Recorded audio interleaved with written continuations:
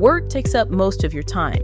That's why you should use Stamps.com to save time with your mailing and shipping, and have flexibility to focus on more important things. Stamps.com can handle all your mailing and shipping needs with rates up to 88% off USPS and UPS. Add flexibility to your day with Stamps.com. Go to Stamps.com/program to sign up for a special offer. No contract, cancel anytime. That's Stamps.com/program. Relationships are the number one cause of disappearances. Relationships. It goes back to something we talked about earlier about stranger danger versus, crimes being very personal. That you have a lot of disappearances that are what the kind called the man said. So guy allegedly wakes up one day and his wife's gone. Car's there, clothes are there, phone's there, purse is there, ID's there, everything. And it's not he who calls in the missing persons report. It's maybe someone in her biological family, a sister or something. Police show up at the door and the guy says, I don't know what to tell you. I woke up, she was gone. I don't know what to tell you. That's all I have to say. It's a very common type of disappearance, no matter where in the United States, rich or poor, black or white, doesn't matter. Very common type of ages don't matter. It's a very common type of disappearance. And that's why relationships are the number one cause of disappearances. That's Ed Dentzel, the host of the Unfound podcast, a podcast that focuses exclusively on cases of missing persons. This is the Silver Linings Handbook podcast. I'm Jason Blair.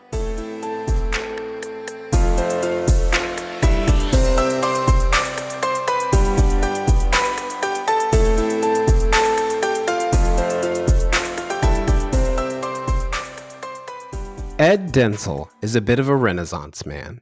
The son of a mother who is a music teacher and a father who is a football coach, Ed grew up in rural Pennsylvania outside of Pittsburgh and was trained as a classical pianist. He played baseball.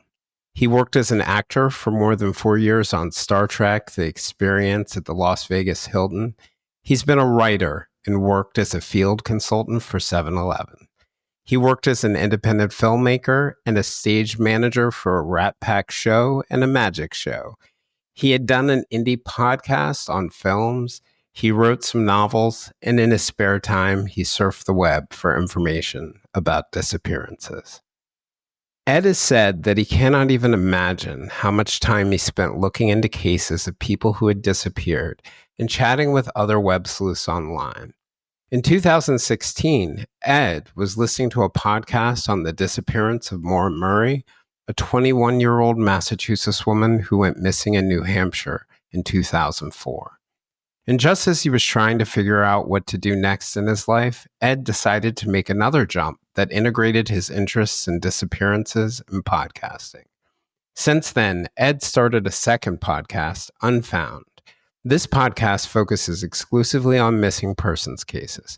Since then, Ed has published more than 450 episodes on more than 340 disappearances. Those disappearances include individual cases of people who have gone missing to ones where hundreds have, like the 2014 disappearance of Malaysia Airlines Flight 370, which went missing over the ocean with 227 passengers and 12 crew members on board. Ed's work now involves researching and reporting on cases of missing persons and interviewing the loved ones of those who have not been found. A notable exception was an interview Ed did with a man suspected in the disappearance of 12-year-old Jonelle Matthews. Jonelle disappeared from her family's Greeley, Colorado home on a night in December of 1984. By the next year, President Ronald Reagan mentioned Jonelle's case at a news conference, and she became one of the first missing children whose picture was printed on a milk carton. On July 24th, 2019, Jonelle's remains were found by excavators installing a pipeline located about 15 miles southeast of her former home. Steve Pankey, a former Greeley resident, had been on the police radar since early in the case, Steve reached out to Ed and said he wanted to be interviewed about the case. That interview dropped on October 14th, 2019. By October 31st, 2022, Pankey had been tried twice and convicted of Jonelle's murder, and Ed was called by prosecutors who used some of the statements Pankey made to Ed during the interview against him at trial. Ed has featured many well-known cases, but much of his work is really about cases that others may not be aware of in many ways. When you listen to Ed, you'll realize that he knows more about missing persons cases, when, why, how, and what puts a person at risk than most law enforcement, and certainly more than you'll find in any federal database. Ed's goal is to increase awareness and educate the public more broadly about people who go missing and how. Ed hopes his work can contribute to fewer people disappearing and ensuring more answers can be found for those who are gone. Today, we're going to discuss Ed's journey to put a laser-like focus on researching and reporting on missing persons cases, how if you want to understand a disappearance, you have to get to know the victim, and how, despite the myths about stranger danger, relationships are the number one reason people go missing. In our upcoming episode in a few days, we'll discuss some of the other common reasons for disappearances, why law enforcement officers often find themselves unprepared to handle long-term missing persons cases, and what can be learned to improve training and the importance of having empathy for people going through experiences we cannot imagine.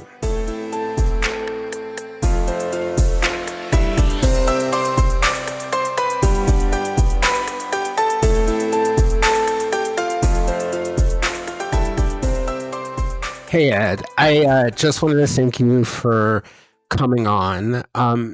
Several of my friends have been longtime fans of your podcast, and this year, part of what I've been focusing on are cases of missing persons and disappearances, marginalized victims and underrepresented. So a lot of them have been pointing toward you, but I am a classic knucklehead. So you have to tell me 7 times before I actually do it. And then increasingly my friends who are podcasters started telling me, you really got to check this out as they saw my interest. So I'm glad that we were able to connect, and I'm really excited to have you on. So thanks. I just wanted to start with that. Yes, thanks for having me. Yeah. I one of the things that sort of I think fascinates me about you, and I have this habit of wanting to just sort of dive into a topic and an interview, but really your life fascinates me. There are so many different things. So you're the one, Jason. I'm the one person fascinated by you. I don't think so. I don't think so. But I mean, you've done so many different things. When you were 5, you started playing piano. You continued to do that. You were an athlete in school. You work for 7-Eleven. You were an actor on Star Trek. You were a stage manager, and a bloody good podcaster, researcher, and reporter on missing persons cases now. And I'm just curious about that journey. And, I think a lot of times I was just thinking to myself recently, we're in high school and they're like, you need a pass to go to the bathroom. And now you've graduated from high school, and the next day you need to know what you want to do with the rest of your life. Yeah. And, I was just thinking about that context of those of us who are comfortable with exploring and finding different things and have winding paths. And that, just looking at your biography, I was like, wow, I would have never guessed at the beginning this would have ended in being a reporter and a researcher doing missing persons cases. Yep, I'm full of surprises. So how'd you end up on this journey? Well, I have to admit that I don't ever remember, I'm 54. I grew up in the 80s. I don't ever remember thinking, I'm going to do this when I grow up. I don't ever remember thinking that maybe because my parents had me involved in so many different activities. Of course, from my mother's side, got the music and arts, and from my dad's side, I got the sports and competitiveness and everything. And I did well in high school in my classes. I didn't do so well in college, but for other reasons. So I think it's that. I think it's just because I really never said I'm going to be an astronaut. I'm not for cancer. I don't ever. In fact, I went to college, and that was probably part of the reason I didn't do so well. Is there was no real plan. And your parents didn't put that pressure on you to kind of like figure out what it was. I would say that in retrospect, my parents picked my college curriculum for me. And then that's why I didn't do so well in it when I first started there and switched. Switch classes, switch degrees. That, and then that kind of just continued after I got out of college. Still wasn't sure what I wanted to do, but then I surely figured out at some point I don't want to be in Pennsylvania anymore. And that's when I went to Las Vegas, and of course, Las Vegas, you can do a lot of different things, more than any other city in the United States. Why'd you pick Vegas? Because you were I already Pennsylvania? had a friend who lived there, a friend who grew up with me, a very, very good friend of mine, still one of my best friends, moved there with his girlfriend in 96. And then they had a roommate moving out in 98. And I found out about it and said, I'll take that spot. So I moved out there and moved in with them in May of 98. And while you were in Vegas, what are some of the things that you did while you were there? Well, started out as working for 7-Eleven, which was a horrible job. Once again, trying to go in that, climb the corporate ladder path. And after about 10 months of that, I figured out, what, I'm not that guy. And it wasn't just about that particular company or that particular genre of job in the economy or anything else. It's just, I'm not that guy. And so I just quit. Not even 2 weeks notice. I just quit on the spot. And I ended up getting into writing. And I was an office manager for a film festival. And then eventually that led to me working at Star Trek. And then from there, and then I did some independent filmmaking. And from that, I ended up being a stage manager. It just kind of went one thing to the next from there. But still, those were not things that I knew were ever going to be careers for me. Some people do make them. Of course, Star Trek closed in, the attraction closed in 2008, but there are people who are stage managers for shows in Vegas their entire lives. That just wasn't, I liked it, but I just couldn't see me doing that forever. Yeah, because I think of something like the Star Trek The Experience, which was the live show. That was the live show, right? The live show. Yeah. Yeah.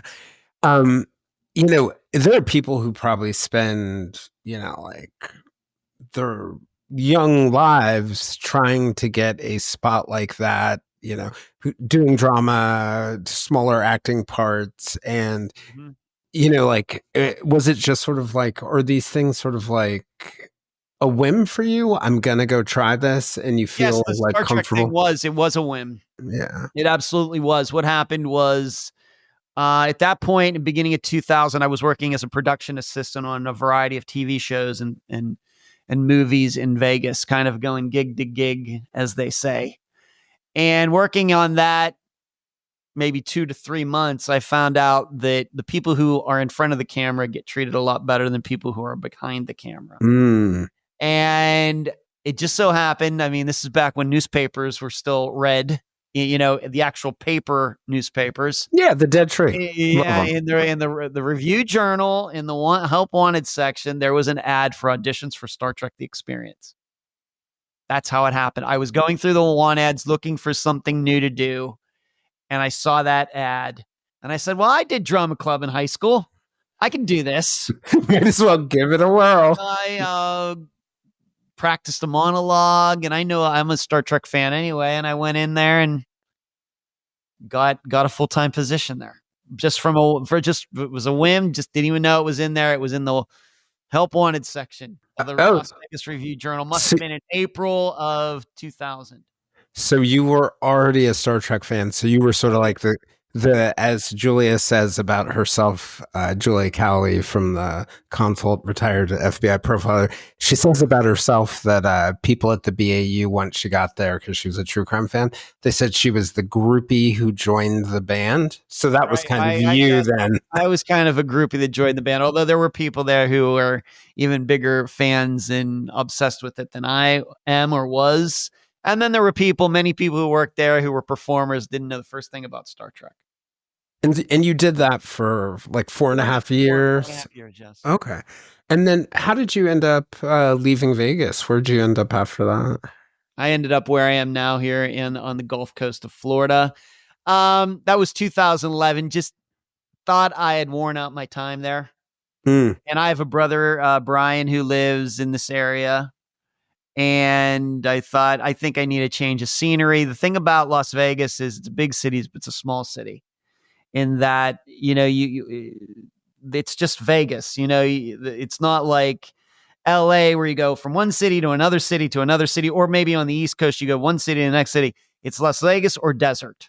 There's nothing in between. And so it's a very small town like that. And I think at some point I just felt a little claustrophobic or bored or something. I know you were bored in Las Vegas. I'm not a drinker. I'm not a gambler or anything like that. So, like I said, I just got up one day and said, maybe I think I need to go somewhere else. So you went to Florida with like no real sort of plan or job or Nope. yeah. No. How old would I have been? 41 at the time. Okay. So got the U-Haul, towed the car behind, came down here, lived in Madeira Beach first, which is one of the places that got hit the hardest by Hurricane Helene back at the beginning of October, end of September, beginning of October of this year. Where I used to live was like ground zero, one of the worst places to be. Where I don't live there now, but where I first moved on 140th Street in Madeira Beach, that was one of the worst places. Hey, you've got no plan. Where does it go from there? And by the way, just so you know, Ed, this is my dream. Like I am just like this. I'm like, oh, be careful what you ask. Everything I do is on a whim. Trust me. I came down here thinking I'm going to come down here. I'm going to play some disc golf because that's my sport, and I'm going to do a lot of writing. And both of those things happened, but really did not have a lot of success I wrote a lot, but couldn't get a literary agent, went to pitch some stories, books and things. Really had no success really doing that between 2011 and 2015 into 2016. Fortunately for me, I don't have any kids. I've never been married. I don't have any pets, so I don't have a lot of expenses. So I had saved up money living in Las Vegas, so I could kind of cautiously live with that, watching my, cents, dollars and cents, and managed to do that. But, I was never, I don't want anybody to think that I was just lounging back and everything. Every day was work. Even though I didn't technically have a job, I was still doing stuff every day, trying to make something of myself.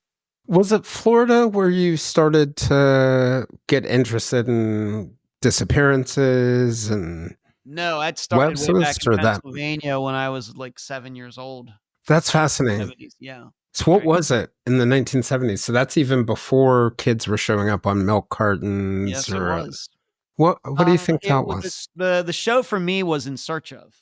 With Leonard Nimoy. Leonard Nimoy, yeah. Right. And just coincidentally, Star Trek. How about that? Yes, right. And, you look back at it now, and that is a very cheesy show, and obviously there was a lot of artistic license being taken in that show, if not outright lying, But at a 7-year-old in Gilpin Township, Pennsylvania, out in the country hills, rolling hills of Pennsylvania, Western Pennsylvania, I was like, man, there is this world out there where this stuff is going on. That's crazy. And it kind of caught my fancy, caught my attention.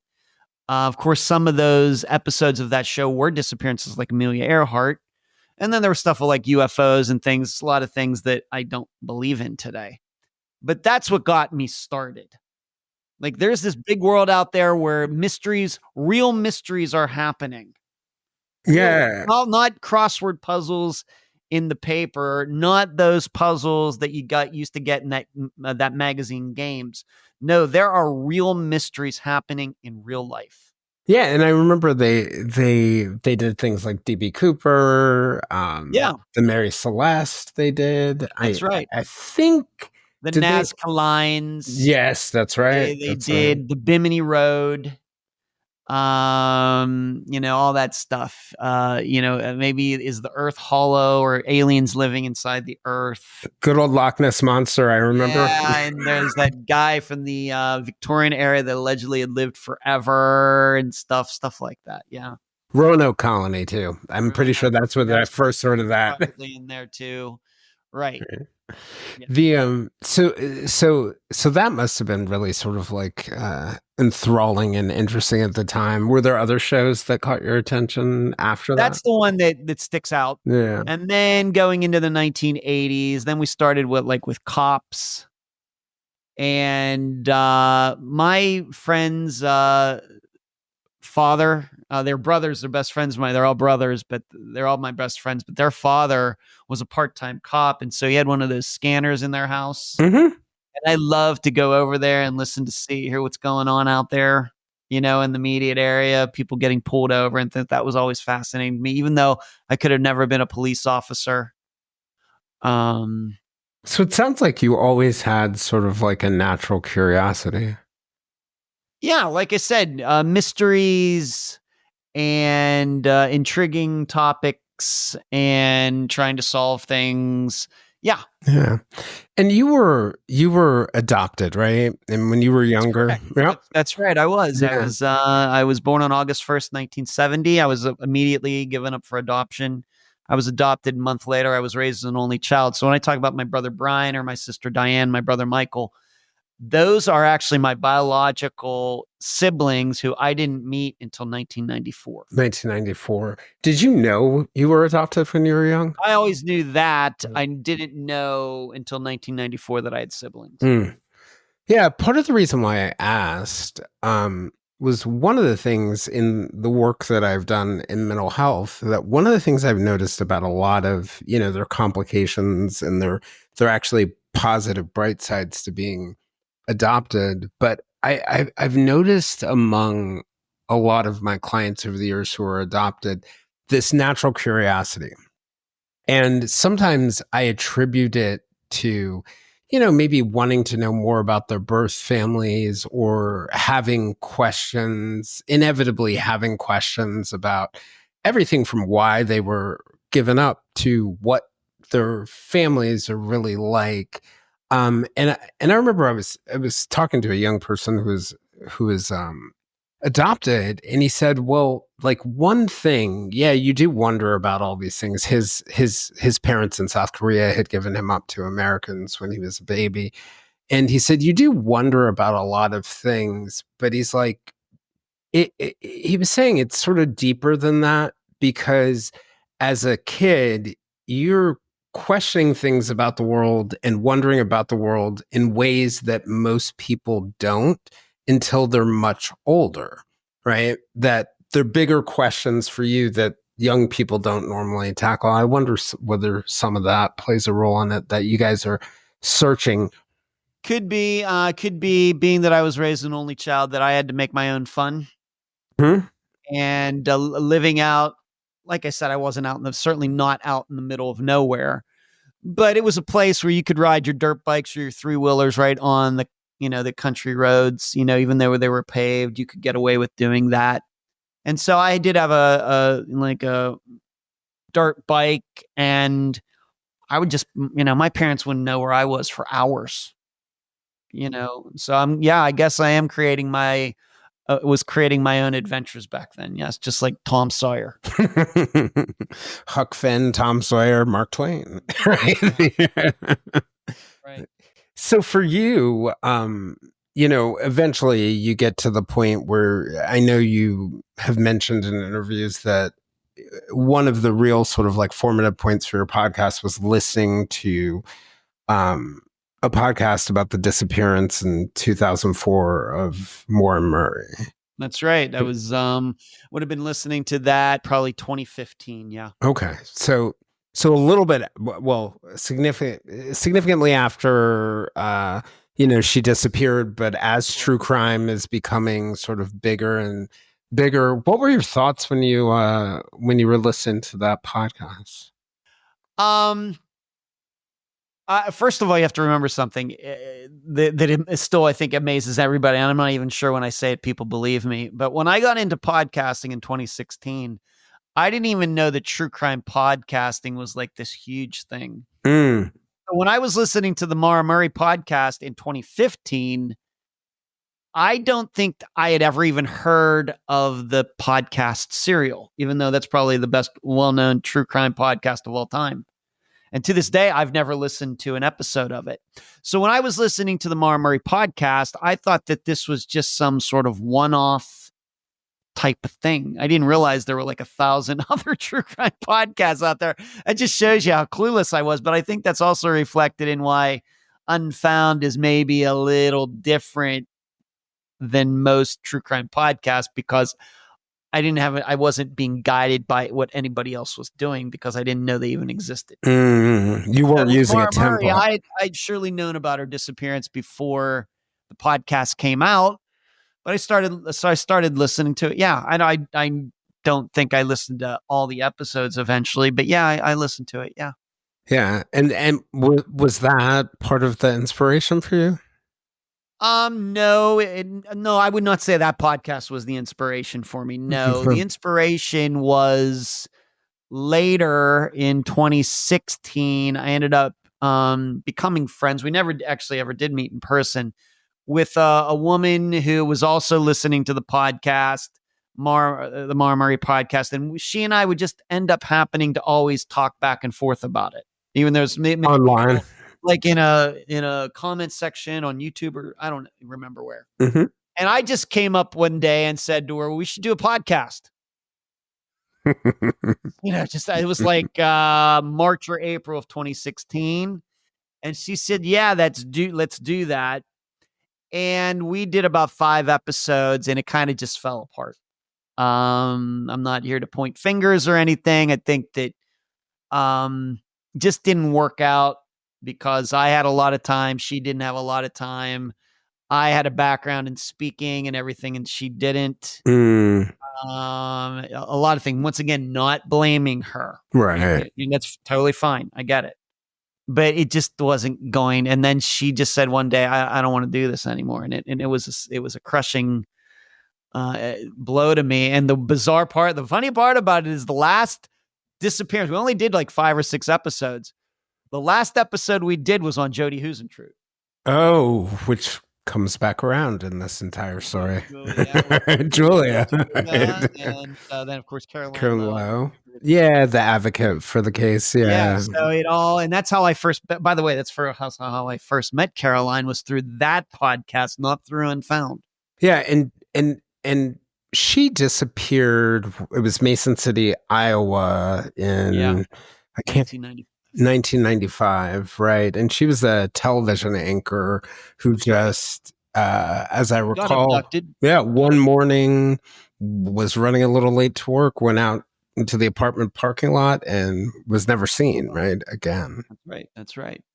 So I did that podcast, and when it was a crushing blow, because I thought we were doing pretty well, even though, like I said, there were problems, the people were listening to it. And so, as soon as we were done, as soon as we decided this isn't going to go any further, I said, I'm going to do my own podcast, and I'm going to make a podcast. I'm going to do it by myself, so I don't have to I'll be honest, share time with anybody. As Jack Black said in School of Rock, I got vision up the butt, so no power plays. At least you're self-aware, Ed. Huh? At least you're self-aware. Yeah. I had a vision.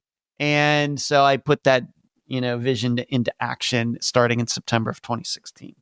So for you, that's the beginning of Unfound. What were you? That's right. What were you thinking in the beginning when you first started with Unfound? What direction you were going to take it in? You knew missing. I didn't really think. I didn't know how far it was going to go. In fact, to just show you how I wasn't really confident about how long it was going to be able to go, is because I used copywritten music for it, which you're not supposed to do. Right. And then the original logo that I had was not even original. It was just like ripped off of like Google Images or something like that. And I, and kind of messed around with it a little bit.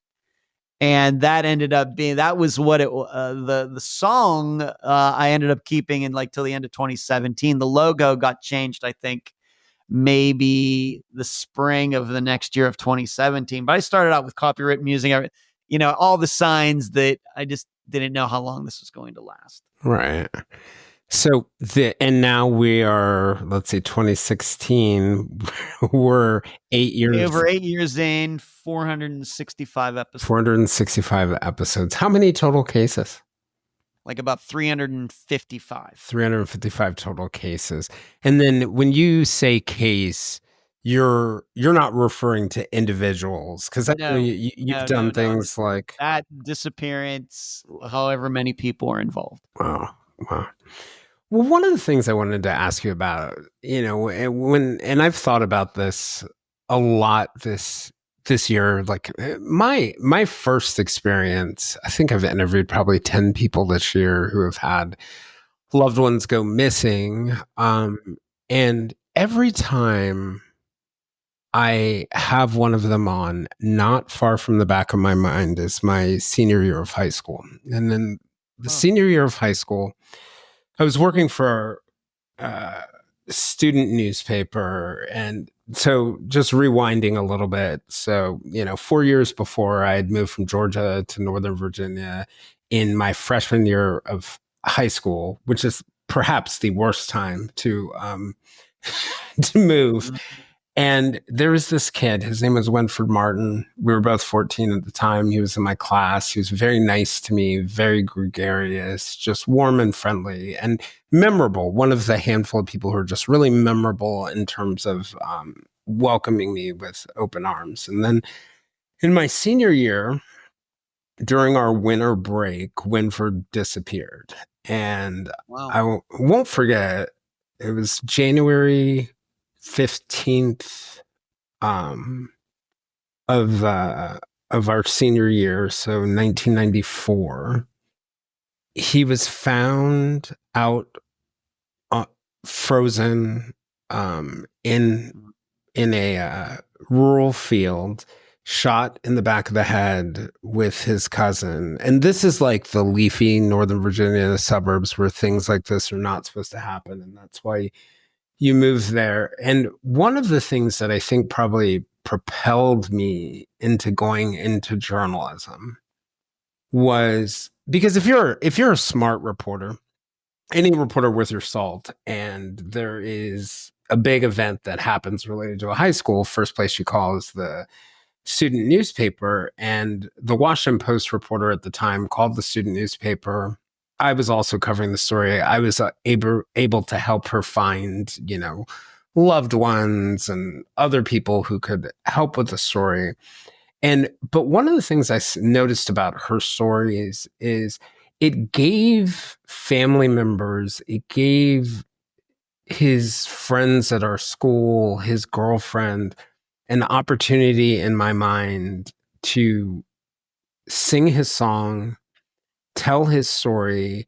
It kept the pressure on local authorities to continue to, because Winford's Black and we're in like a 95% white Northern Virginia community. It kept the pressure on the local authorities to pursue the case. And it really had this healing power. It knocked away a bunch of horrible rumors that were going on. I always tell people it felt like when we found out the news, it felt like, the world had been knocked off of its axis. And I saw the journalism actually bring order and peace and healing. And that was like a profound, I think, a profound moment for me. And it just comes up every time in my mind this year as I do these interviews. And I was thinking about it as I was listening to your podcast in the context of that notion, that idea.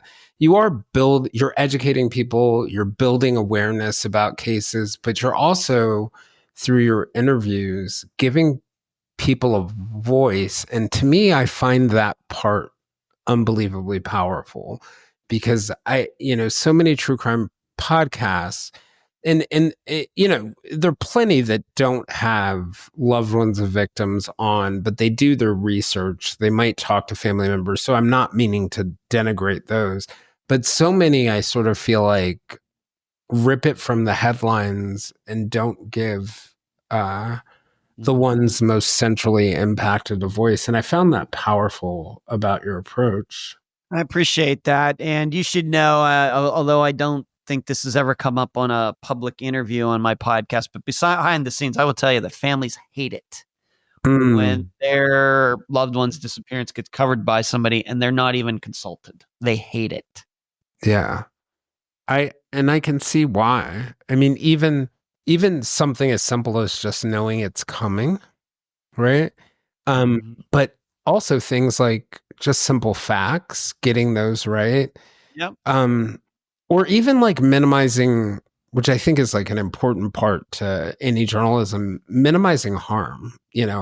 If a fact isn't necessary for the truth, or if it's uncorroborated, it might be flashy or it might add color, but there's no reason to put it in. And if you don't reach out to people who are knowledgeable, there's no way to protect against that.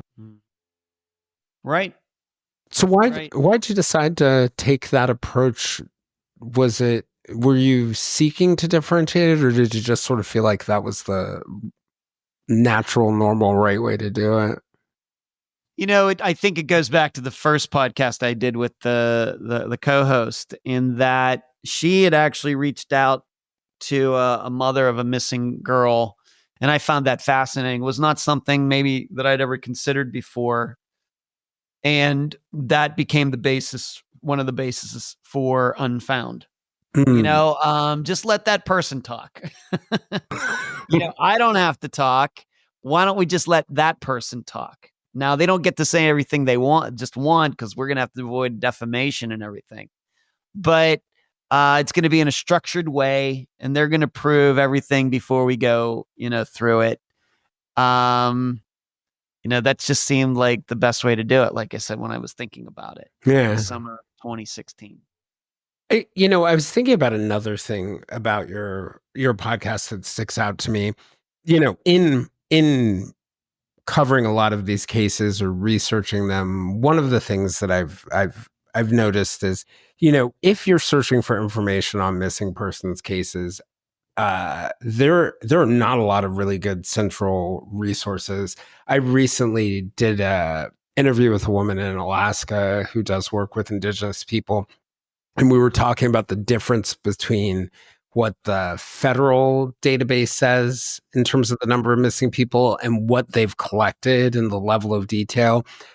This August, I went out to Minnesota to visit an Ojibwe reservation in the Mille Lacs Band of the Ojibwe in north central Minnesota. And I was looking at NamUs, which is the National Missing and Unidentified Database run by the Department of Justice. And there were 14 natives in Minnesota that were listed as missing. And when I went to the grocery store there and I looked on the corkboard, there were 21 flyers just for that reservation. And it was wild to me. It was wild to me that that there isn't an easy way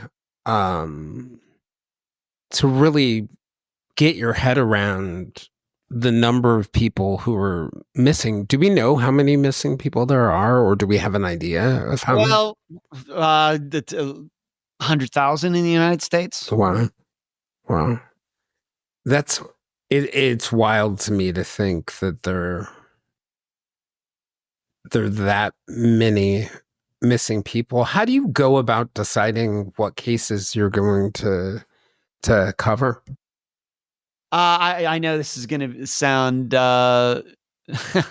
very existential, but I really don't pick the cases. The cases pick me. And what I mean by that is, we're always reaching out to families, and they're the ones who choose to get back to us. So if they get back to us, we talk to them. That's how they end up on the podcast. I mean, of course, I'm not forcing people to be interviewed.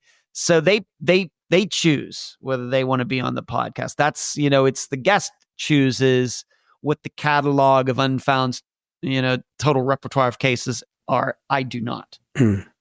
Do you find people now that the podcast has been around for a while and you've built a reputation who are reaching out to you on their own?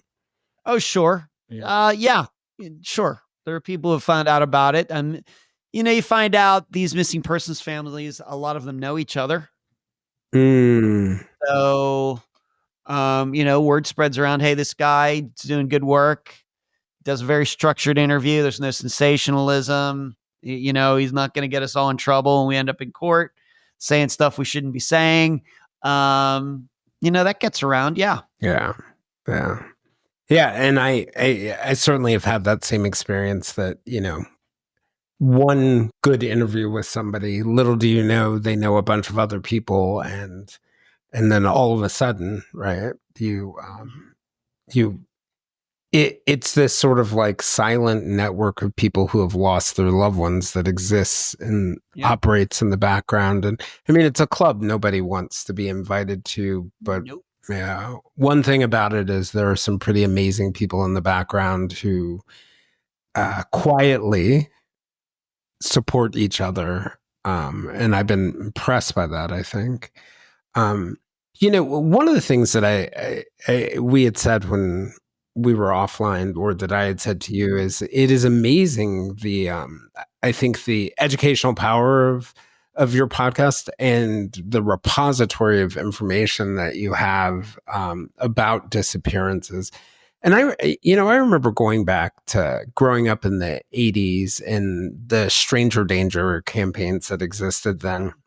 And I've always felt like one of the really dangerous things that came out of that, was the focus on worrying about, the guy in the trench coat or the guy driving the ice cream truck who you don't know, or that stranger who says hi to you.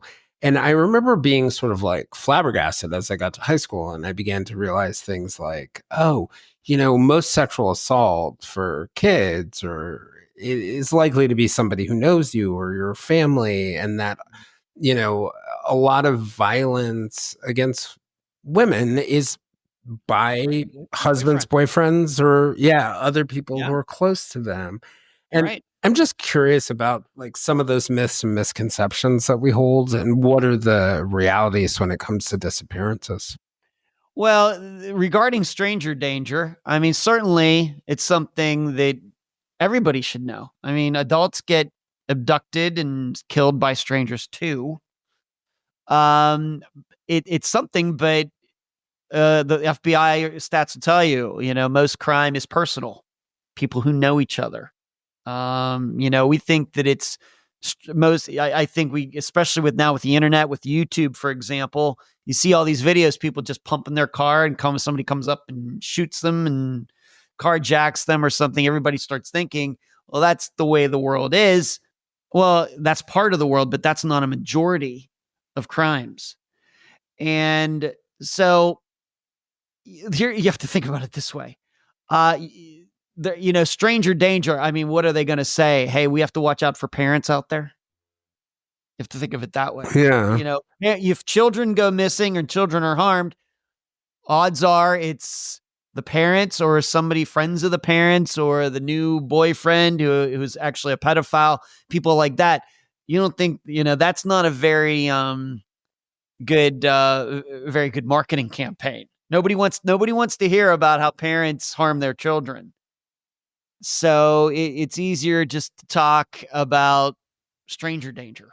Well, it's interesting you say that. Like, and people may not want to hear about it, but I can remember in high school realizing, oh yeah, like the biggest threats are from inside your house. And mainly where this came from is very fascinating to me. It was like it's always been easy, I think, for my friends to talk to me. So a lot of my friends would end up telling me their stories of like abuse or things that were going on inside their households that they didn't want to know about or didn't want people to know about. And one of the great things, and it was horrible, but great things about that for me, I think, is in later life, or even in one instance in high school myself, I started to have an eagle eye on adults and parents and uncles and, other people who had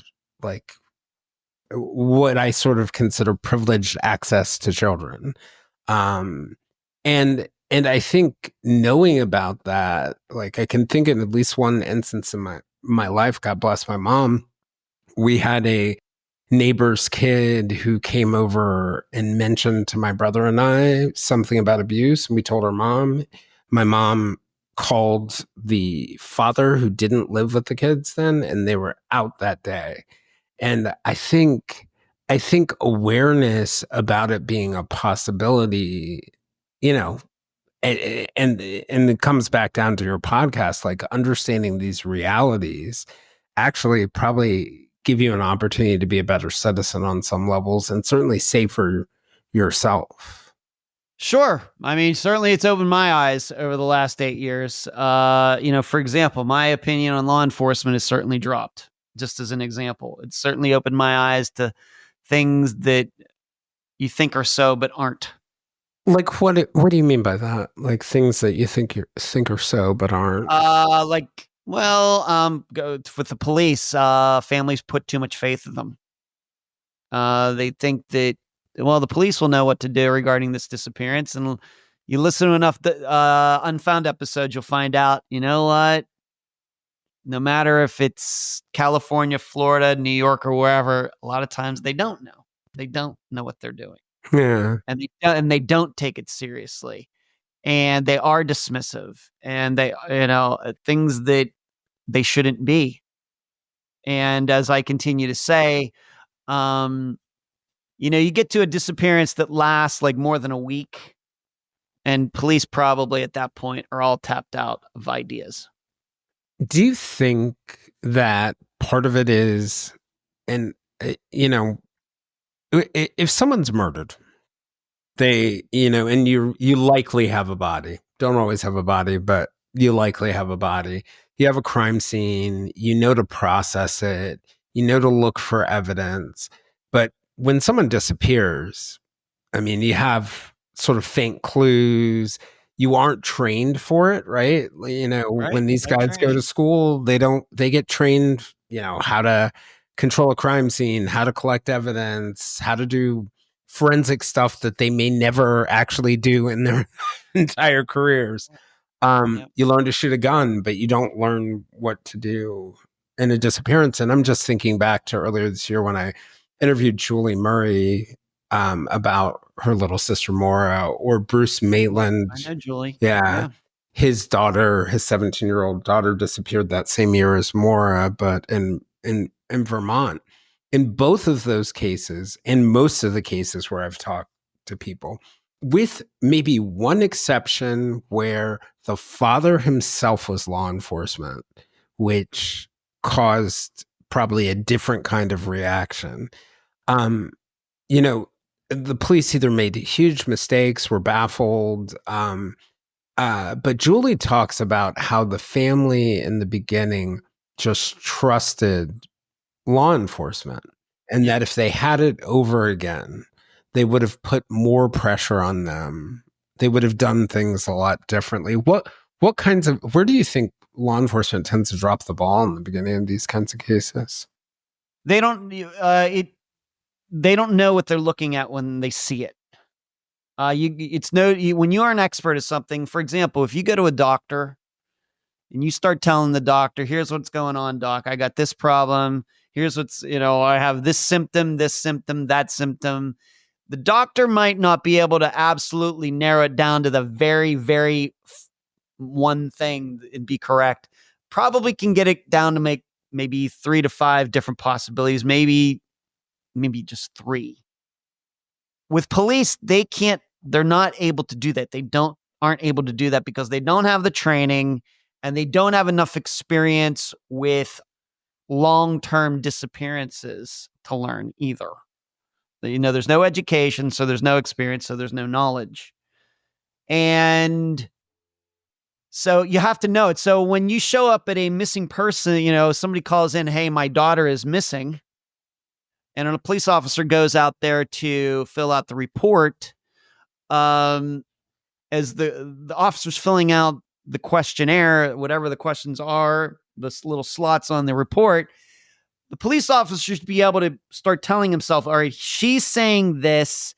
This is probably what's going on. Okay? They can't do that. They're not able to do that. So you got to know it when you see it. You have to be like the doctor. When you hear something, you need to know something. Police can't do that. Do you think it's like, I'm kind of just thinking to myself that, little stuff, for example, just thinking about it from the perspective of somebody who calls their grandmother every day, doesn't call their grandmother for 2 days, red flag, right? Like, yeah. Being able to look at somebody's pattern of life and their normal behaviors and see the aberrations, that kind of stuff, does not really sort of like suit itself very easily to a form, if that makes sense. It requires you sort of like digging a little bit deeper. And I wonder also, because so many missing persons cases are initially things like runaways or short-term missing cases, that law enforcement has become very desensitized to it, because 9 out of 10 times or 19 out of 20 times, right, and so you end up not really asking the questions that you might actually know might be helpful or something. Right. They get behind the even a disappearance. This is a perfect example of what I'm talking about, even though this disappearance has not been featured on my podcast.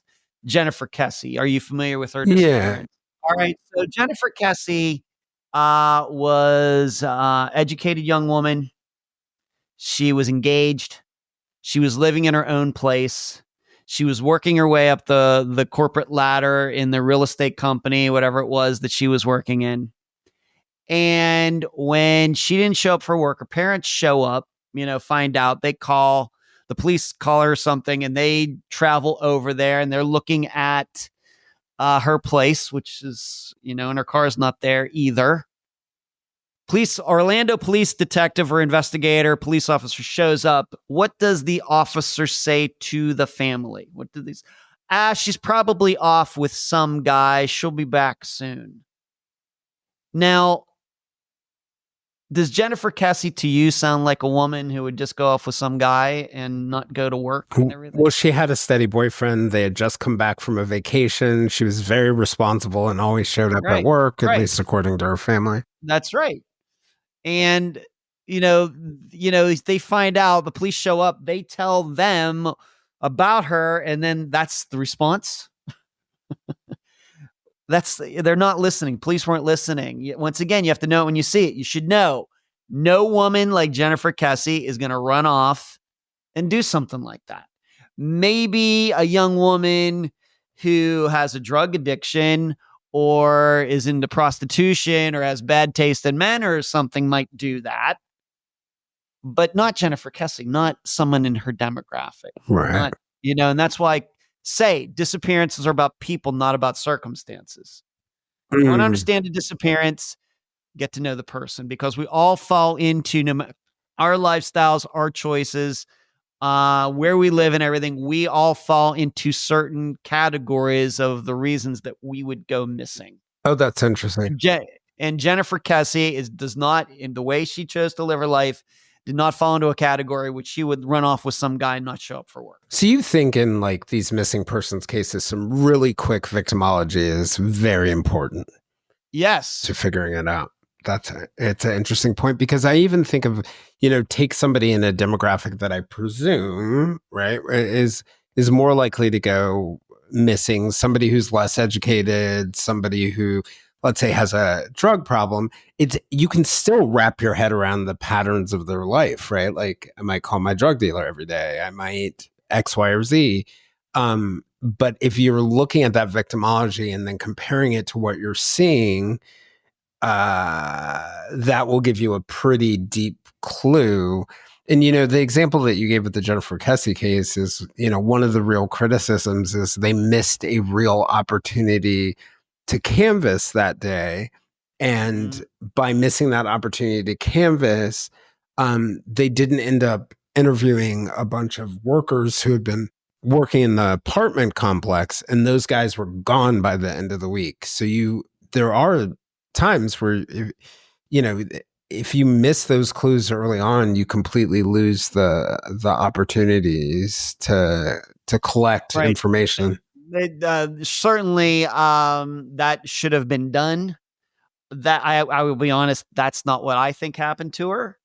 But that still should have been done. And because why are they going to question those landscape workers, whoever they were, in the apartment complex when they thought she ran off with some guy? Yeah, and to your point, whether it was them or not, the fact that you can't rule them out years later means resources still get pointed in that direction. Right. And that, takes away from other opportunities. Hey, what are the other things that you see in terms of like patterns among people who are more likely to disappear? I know you mentioned we should look at victimology, and you mentioned, Jennifer being educated. What kinds of patterns do you see? Relationships are the number one cause of disappearances. Relationships. It goes back to something we talked about earlier about stranger danger versus, crimes being very personal. That you have a lot of disappearances that are what the kind called the man said. So guy allegedly wakes up one day and his wife's gone. Car's there, clothes are there, phone's there, purse is there, ID's there, everything. And it's not he who calls in the missing persons report. It's maybe someone in her biological family, a sister or something. Police show up at the door, and the guy says, "I don't know what to tell you. I woke up, she was gone. I don't know what to tell you." That's all. That's all I have to say. That's a very common type of disappearance. No matter where in the United States, rich or poor, black or white, doesn't matter. Very common type of ages don't matter. It's a very common type of disappearance. And that's why relationships are the number one cause of disappearances. And in that example that you're giving, is that the reaction? Would that be a flag if you were sitting in the investigator's shoes, which maybe you should be? If you were sitting in the investigator's shoes, would that instantly be a flag, that flat response? Absolutely. Okay. Absolutely. Men who love their wives don't act like that. And even more so, you find when you get to know these guys, usually they are control freaks and they were running their their wives' lives, and they don't know where their wife is. They don't know where their girlfriend is, even though they're controlling. You find out they're controlling everything that they do. Yep. It's kind of like your stalker not knowing where you are. That's right. It's not really a believable thing. Right. You'd be surprised how many police just go along with these guys. You'd be, my impression, you'd be surprised how many times they just, "Oh, really, Mr. Smith? Thank you for telling us that." We're going to pause there and pick back up where we left off in a few days in the next episode. I hope you all can join us. For the time being, if you want to join us for more discussions with me and other listeners, we can be found on most social media platforms, including a listener-run Facebook group called the Silver Linings Fireside Chat. For deeper conversations with our guests and live conversations with other listeners, you can also join us on our Patreon at www.patreon.com/The Silver Linings Handbook. I'm Jason Blair, and this is the Silver Linings Handbook podcast. See you guys all again in a few days.